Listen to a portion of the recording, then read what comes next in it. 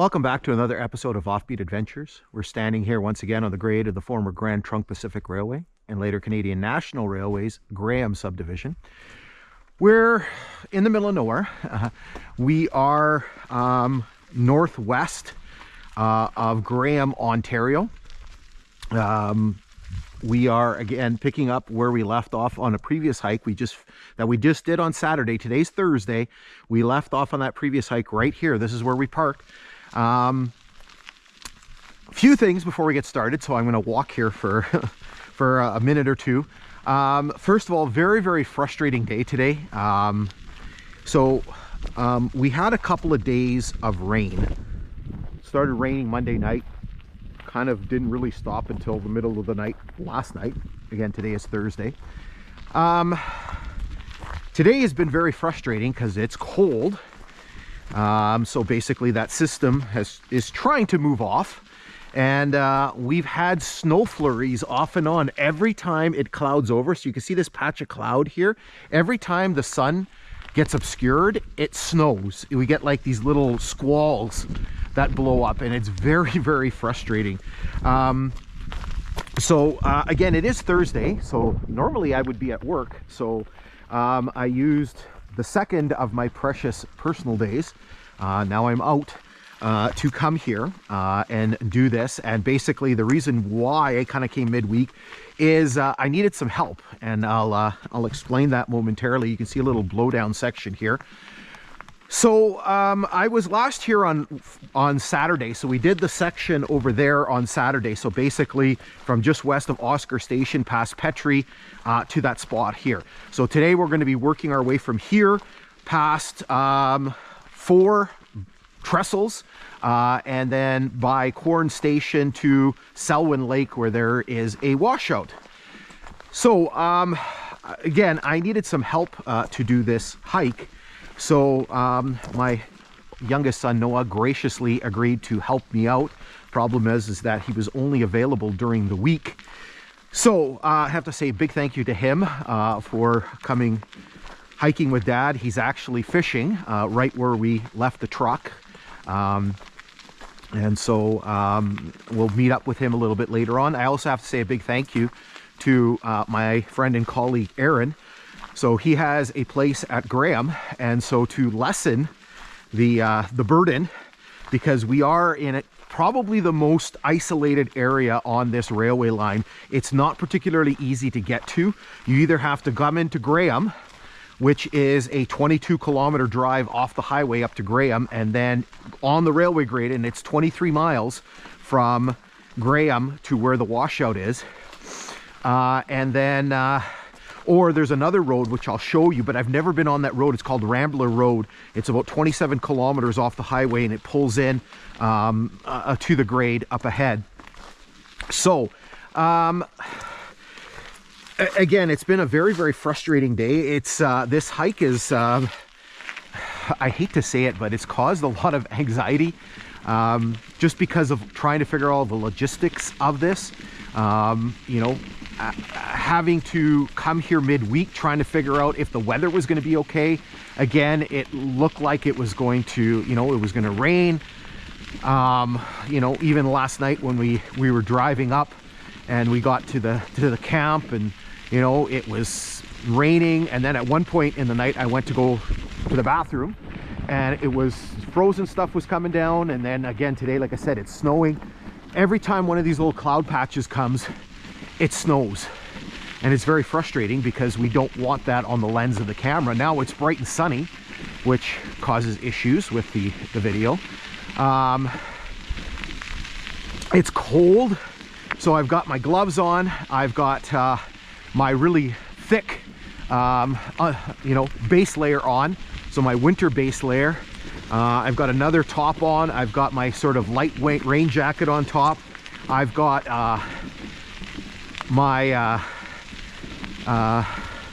I've got like a neck gaiter on, and then I have my skull cap, right? So it's quite chilly. And again, it doesn't get chilly if it's not, it doesn't snow if it's not chilly. So let's and again, I was just saying, it creates a lot of, I was worried about the weather. you know, coming up here, staying at somebody's camp that I've never been at before. Again, so big thank you to Aaron for helping me out there. You know, there was, last Saturday when I was leaving, there was a hole that opened up in the grade farther back, closer to Graham. And I'm like, oh my God, am I not going to be able to get up the grade? Is that hole going to get worse? Thankfully, the hole's been repaired. So yeah, it's just been a mess. And the last thing that I'm kind of having a little anxiety about, I guess, is as a dad, I left Noah there. So hopefully he's okay. And we'll see him soon enough. All right, so let's do our history lesson. So this line was constructed by Grand Trunk Pacific Railway between 1905 and 1908. It was going to be one of the final pieces in, sorry, let's try that again. So this line was constructed by Grand Trunk Pacific between 1905 and 1908. It was going to be an attempt by the Grand Trunk Company, which was one of the oldest railway companies in Canada, to construct a second transcontinental railway across the country. The Grand Trunk Company dated back to the 1850s.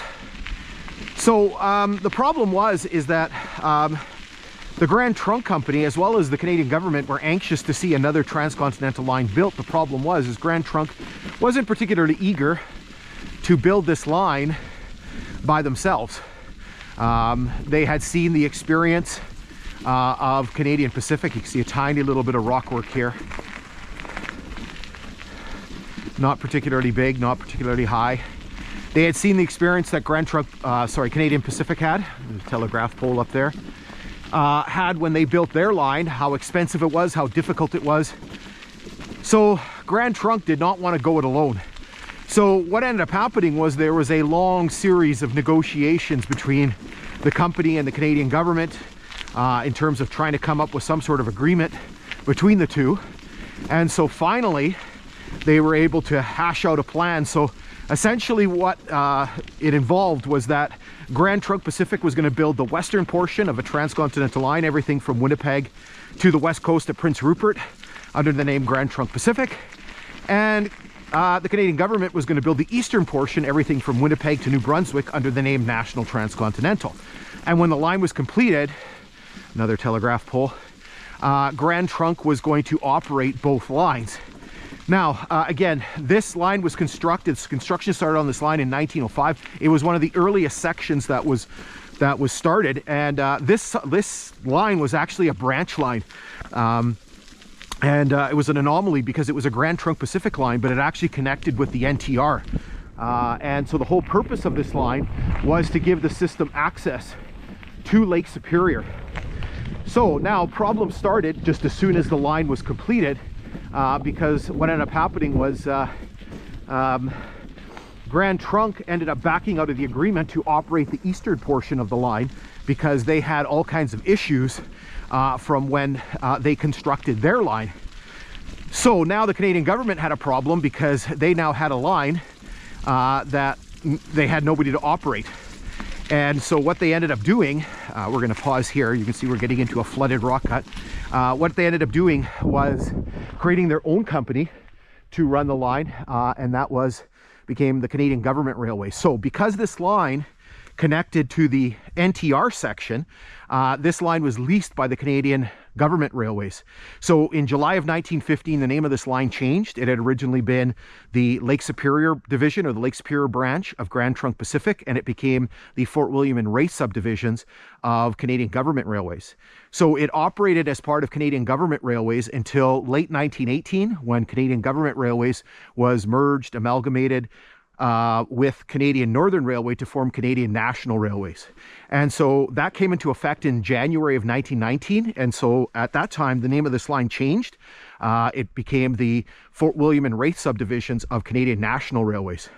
And later that year, in October, the name changed again. It became the Lake Superior subdivision.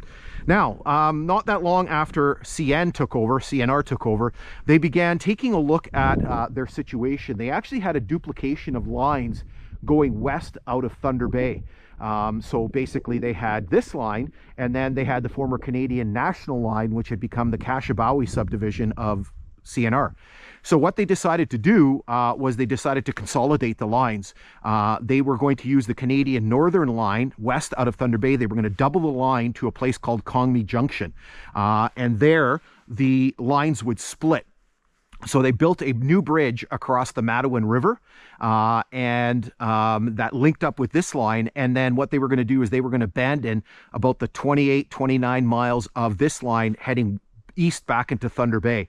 And so in preparation for that, in 1922, the name of the line changed again. It became the Graham Subdivision. And in 1924, it was split into two. It was split into the Crest and the Graham Subdivision. And then in 1925, it was split into three: the Crest, the Raith, and the Quorn subdivision. And then in 1925, the Crest subdivision was abandoned. So that was the eastern portion of the line. And so the line continued operating as the Raith and the Quorn subdivision until 1931, when it reverted back to being called the Graham subdivision. And the line continued operating until 1994, when it was abandoned by CN. So we've reached this flooded rock cut here. What I'm going to do is we're going to pause here because I pre-recorded this when it was kind of cloudy, and so we get a better view of the cut, and then we'll pick up things on the other side. All right, here we go through this rock cut. Hopefully the snow holds off, and hopefully we don't get hung up anywhere.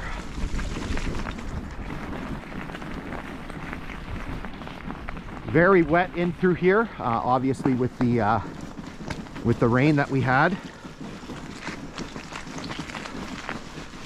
A couple sketchy parts here. You can see the height of the cut, probably over 10 feet,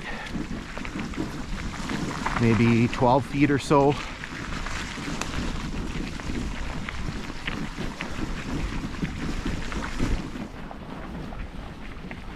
This is the bad spot here. Oh.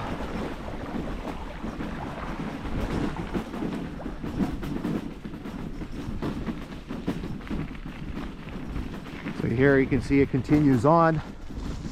Not sure what the dog's looking for.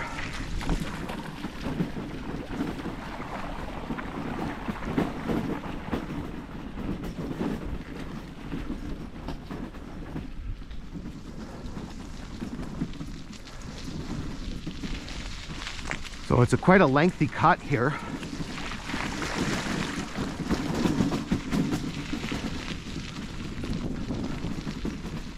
And here you can see the rock work starts to pick up again.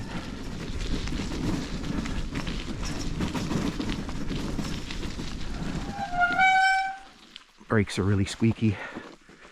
Let's give the lens a wipe. We got a low bridge here. We got a couple low bridges. Rock gets a little bit taller here. So probably in, again, probably 12-foot range.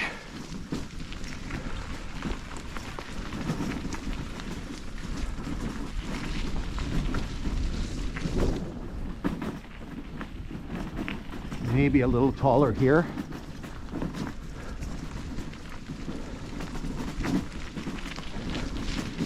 And here, where we have this very, very low bridge, we have the